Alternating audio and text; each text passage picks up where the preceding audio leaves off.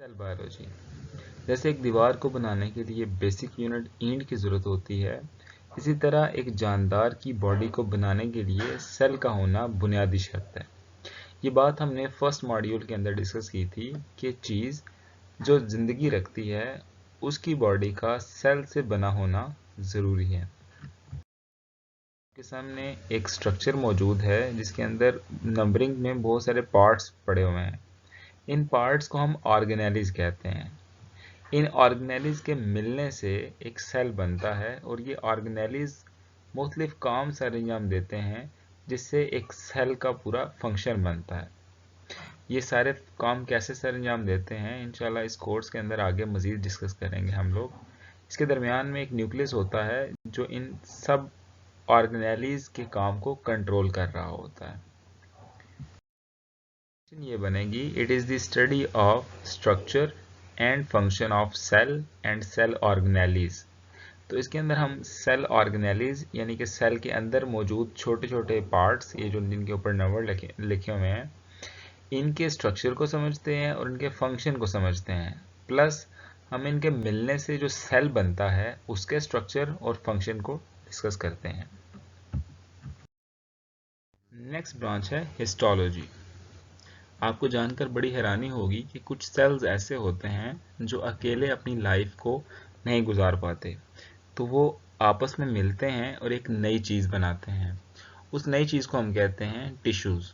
तो सिंपल हम कह सकते हैं जब सेल्स आपस में मिलते हैं तो वो टिश्यूज़ बनाते हैं। तो ऑर्गेनिज्म की बॉडी के अंदर टिश्यूज़ का माइक्रोस्कोप की मदद से स्टडी करना, इसको हम हिस्टोलॉजी कहते हैं। माइक्रोस्कोप क्यों इस्तेमाल करते हैं? क्योंकि ये टिश्यूज़ इतने छोटे होते हैं कि इनको आम आंख से देखना मुमकिन नहीं होता, तो इनके लिए हम माइक्रोस्कोप को इस्तेमाल करते हैं। तो इसकी डेफिनेशन ये होगी, study of tissues of living organisms with the help of microscope. Microscope क्या होता है? माइक्रोस्कोप एक ऐसा आला है जिसकी मदद से हम छोटी अशिया को बहुत बड़ा करके देख सकते हैं, स्टडी करने के लिए, अपनी सहूलत के लिए। इसके बाद बात करते हैं फिजियोलॉजी की। यहाँ पे इंटरेस्टिंग बात यह है कि जो टिश्यूज़ होते हैं वो भी अकेले नहीं रहते, बल्कि वो आपस में ख़ास तरीके से जुड़ते हैं और जुड़ने से कुछ नई चीज़ बनाते हैं। उस नई चीज़ को हम कह सकते हैं ऑर्गन, ठीक है। और ये ऑर्गन डिफरेंट पार्ट्स होते हैं बॉडी के। तो बॉडी बहुत सारे पार्ट्स के मिलने से बनती है। तो जब हम उन पार्ट्स को डिस्कस कर रहे होते हैं, उनकी स्टडी कर रहे होते हैं, तो इसको हम फिजियोलॉजी कहते हैं। फॉर एग्जांपल, आपके सामने ब्रेन का स्ट्रक्चर आ गया हुआ है। तो ये ब्रेन डिफरेंट टिश्यूज़ के मिलने से बना हुआ है। तो ये एक पार्ट है बॉडी का। तो जब हम डिफरेंट पार्ट्स को डिस्कस कर रहे होते हैं ऑर्गेनिजम्स के, लिविंग ऑर्गेनिजम्स के, तो इसको हम, इस ब्रांच को फिजियोलॉजी कहते हैं।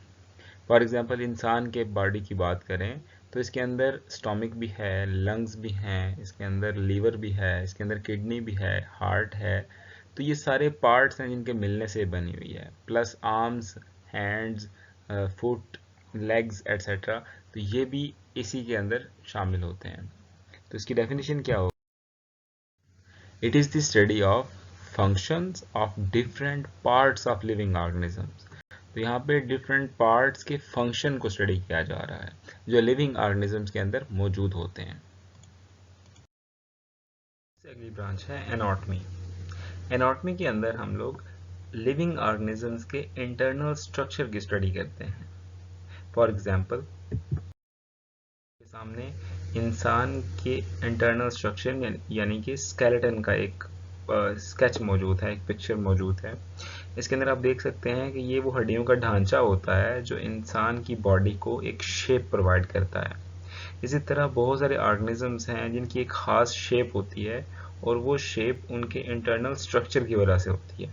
तो जब हम इंटरनल स्ट्रक्चर को डिस्कस करते हैं तो इसको हम एनाटॉमी कहते हैं। तो इसकी डेफिनेशन ये होगी, study of internal structure of living organisms. Simple. Next branch है जनाब मॉर्फोलॉजी। मॉर्फोलॉजी में हम ऑर्गेनिजम्स के एक्सटर्नल स्ट्रक्चर को डिस्कस करते हैं, उसकी स्टडी करते हैं। फॉर एग्जांपल, आपके सामने एक चिड़िया का स्ट्रक्चर मौजूद है और ये इसके इंटरनल स्ट्रक्चर की वजह से बनने वाली शक्ल है। तो ऐसी शक्ल जो बाहर से हम देख के स्ट्रक्चर का अंदाज़ा लगाते हैं, इसको हम मॉर्फोलॉजी कहते हैं। मॉर्फोलॉजी मुख्तलिफ ऑर्गेनिजम्स की मुख्तलिफ हो सकती है। इंसानों की मॉर्फोलॉजी चिड़िया से मुख्तलिफ होती है, चिड़िया की मॉर्फोलॉजी मेंढक से मुख्तलिफ होती है, शेर की मॉर्फोलॉजी बंदर से मुख्तलिफ होती है। इस तरह हर एक की एक ख़ास शक्ल और एक ख़ास स्ट्रक्चर होता है और इसकी स्टडी को हम मॉर्फोलॉजी कहते हैं। इसकी डेफिनेशन ये होगी, study of form and structure of living organism, यानी कि फॉर्म उसकी शक्ल एंड स्ट्रक्चर और उसकी साहत। तो जब हम लिविंग ऑर्गेनिज्म के स्ट्रक्चर और साहत की बात कर रहे होते हैं एक्सटर्नली, तो इसको हम मॉर्फोलॉजी कहते हैं। अब हम बात करते हैं जेनेटिक्स की। जेनेटिक्स एक बहुत बड़ी ब्रांच है बायोलॉजी की, जो हमें ये समझने में मदद देती है कि एक ऑर्गेनिज्म, एक जानदार अपनी नई नस्ल कैसे पैदा करता है। हमने फर्स्ट मॉड्यूल में ये बात डिस्कस की थी कि एक ऑर्गेनिज्म या एक चीज़ वो जिंदा तब हो सकती है जब उसमें ये सलाहियत हो कि वो अपने जैसे नए ऑर्गेनिज्म पैदा करे। तो ये बात जेनेटिक्स में समझ आती है। असल में सेल, जो कि हमारी लाइफ का बेसिक यूनिट है, उसके दरमियान एक न्यूक्लियस मौजूद होता है और उस न्यूक्लियस के अंदर एक खास तरह का मादा डीएनए मौजूद होता है और इस डीएनए का एक छोटा सा हिस्सा, उसको हम जीन कहते हैं। ये जीन बेसिकली वो चीज़ है जो एक नस्ल के मुख्तलिफ पार्ट्स को और अगली नस्ल के मुख्तलिफ पार्ट्स को या पूरी बॉडी को बनाने का जिम्मेदार होता है। तो इसकी स्टडी को हम जेनेटिक्स कहते हैं। जीन की स्टडी को जेनेटिक्स कहा जाता है।